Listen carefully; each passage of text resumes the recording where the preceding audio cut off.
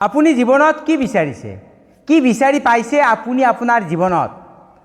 জীৱনত মানুহে বাহিৰৰ পৰা বহুত কিবা এটা বিচাৰে, বহুত কিবা কিবি বিচাৰে, টকা বিচাৰে, সফলতা বিচাৰে, সন্মান বিচাৰে, কিন্তু ভিতৰৰ পৰা সকলোৱে এটা বস্তু বিচাৰে। কি বস্তু জানেনে আপুনি? আপুনিও বিচাৰে, শান্তি বিচাৰে, অকণমান শান্তি, অনাবিল শান্তি। কিন্তু আচৰিত কথাটো কি জানেনে? বহু মানুহে ভাবে এদিন সকলো সমস্যা শেষ হৈ গ'লে মই শান্তি পাম, এদিন টকা হ'লে মই শান্তি পাম, এদিন সকলোৱে মোৰ কথা বুজিলে, মোক বুজি পালে মই শান্তি পাম। কিন্তু সেই যে এদিন, সেই এদিনটো কেতিয়াও নাহে।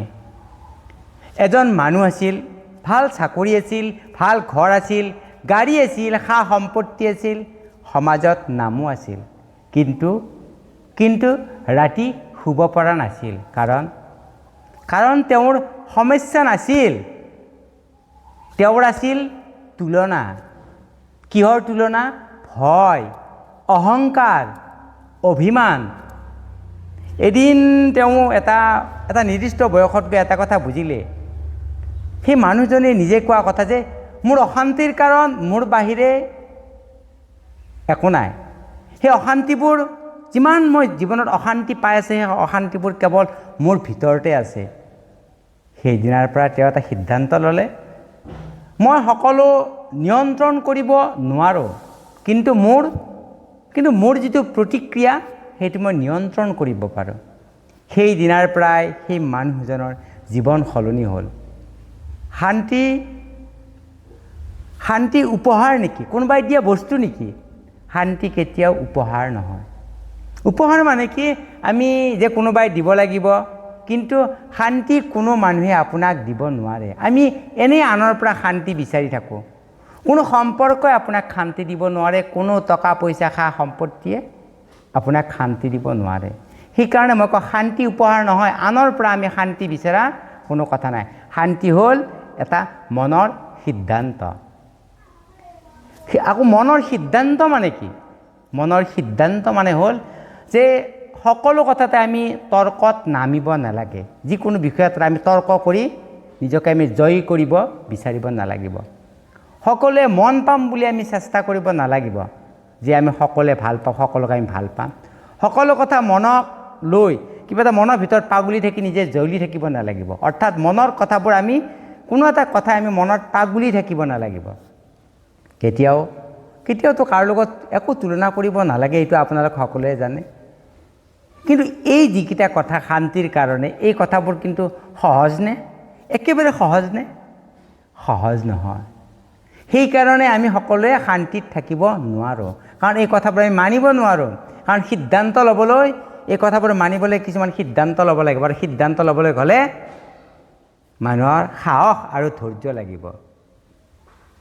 আৰু আমি মানুহবোৰে কিয় বাৰু অশান্তিত থাকোঁ?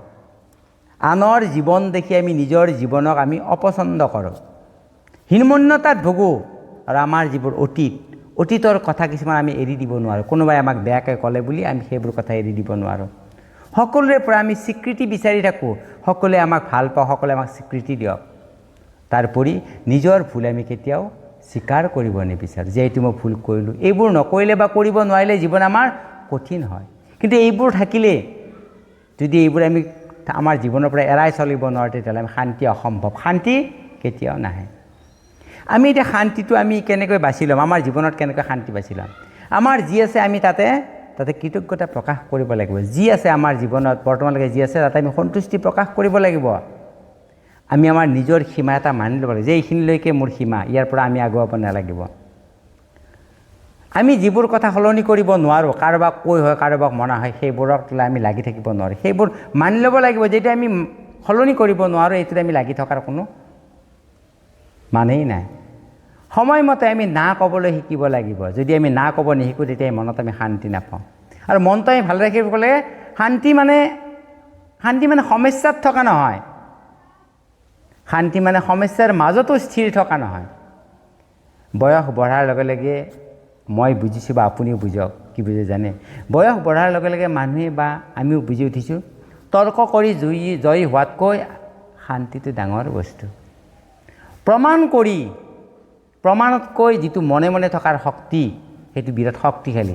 অহংকাৰতকৈ আমি যদি কাৰোবাক ক্ষমা কৰি দিব পাৰোঁ, সেইটো মহৎ গুণ। ডেকা বয়সত মানুহে বা আমিও প্ৰমাণ কৰিব বিচাৰিছিলোঁ সকলো কথাতে। বয়স হ'লে মানুহে শান্তি বিচাৰে, কিন্তু বুদ্ধিমান মানুহে বয়সলৈ অপেক্ষা কৰি নাথাকে, সেই সিদ্ধান্ত আজিয়েই লয় যে মোক শান্তিয়ে মূল বস্তু। শেষত এটা কথাই কওঁ, জীৱনত আপুনি সকলো নিয়ন্ত্ৰণ কৰিব নোৱাৰিব। মানুহে আপোনাক কি ক'ব, মানুহে আপোনাক লৈ কি কৰে, সেইবোৰ আপুনি নিয়ন্ত্ৰণ কৰিব নোৱাৰে। কিন্তু ভাগ্যই কি কৰে বা কষ্টই কি দিলে, ভাগ্যই কি দিলে, সেইটো আপুনি নিয়ন্ত্ৰণ কৰিব নোৱাৰে। সেইটো এটা চিৰচৰিত প্ৰথাৰ দৰে চলি থাকিব। কিন্তু আপুনি কেনেকৈ প্ৰতিক্ৰিয়া কৰে, আপোনাক কোনোবাই বেয়াকৈ ক'লে, ভালকৈ ক'লে, আপুনি কেনেকৈ প্ৰতিক্ৰিয়া কৰিব, আপোনাক কোনোবাই গালি পাৰিলে সেইটো কেনেকৈ প্ৰতিক্ৰিয়া কৰিব, সেইটো কিন্তু আপোনাৰ হাতত।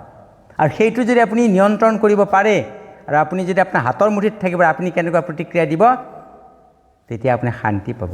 আজিৰ পৰা আমি সকলোৱে এটা সিদ্ধান্ত লওঁ যে মই শান্তিত থাকিম। আৰু শান্তিত থাকিব লাগিলে কি কৰিব লাগে সেইটোতো সকলোৱে বুজি পালে। কাৰণ শান্তি এটা উপহাৰ নহয়, শান্তি হ'ল আপোনাৰ মনৰ এটা সিদ্ধান্ত। শান্তি আপোনাক আনে কোনেও দিব নোৱাৰে। কোনোবা ব্যক্তি বিশেষেই হওক, ধন টকা পইচাই হওক, সা সম্পত্তি হওক, গাড়ী ঘোঁৰাই হওক, কোনেও আপোনাক শান্তি দিব নোৱাৰে। শান্তি আপুনি নিজে ল'ব লাগিব। আৰু আপুনি শান্তি মনৰ ভিতৰতে আপুনি সৃষ্টি কৰিব লাগিব।